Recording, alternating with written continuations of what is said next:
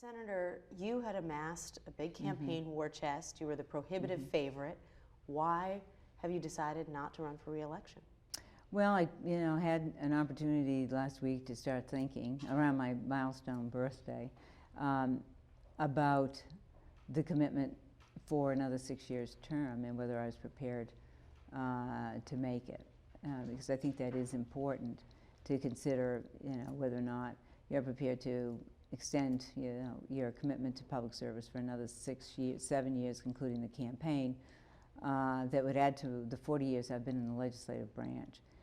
Secondly is how I want, and that would have been my final term if I were reelected in this election. And then I started to think about, what would I accomplish in the next 6 years, and what would the atmosphere be all about here in the United States Senate, and would we be doing the big things for the country at this moment in time when we're facing some very perilous problems.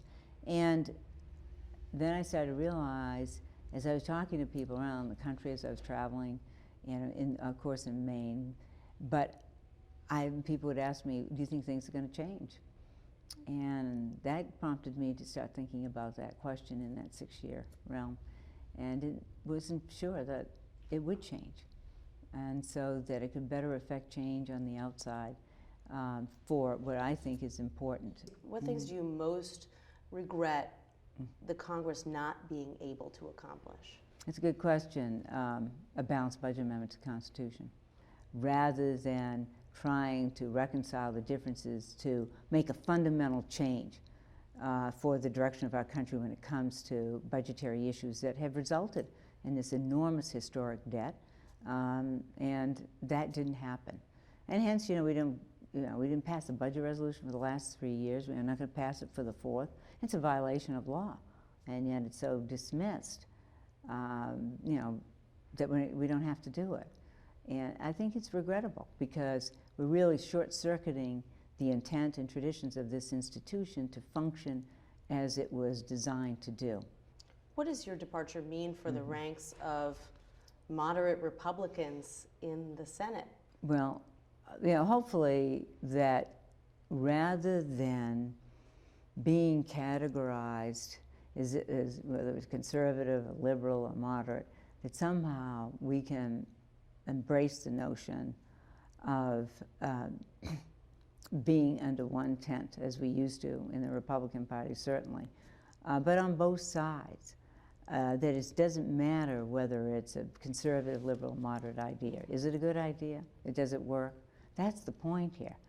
And that's looking at the facts, not a political message. What are the facts? What are we trying to solve?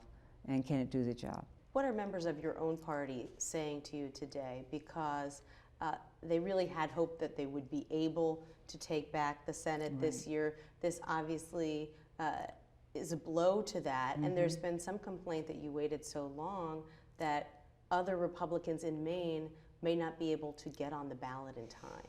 Well, first of all, I've offered to help in that regard, and we can certainly help because we have the organization and the ability to help people. So we'll do everything that we can in accordance with the laws, and do what we can do financially as well.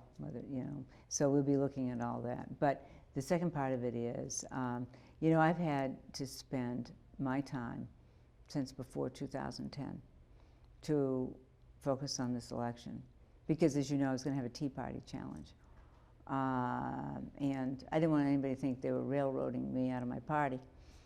And so, because I've always been a Republican, I've been consistent with the traditions and principles of the Republican Party, so I worked very hard, to work actually with many Tea Party members, and I garnered their support.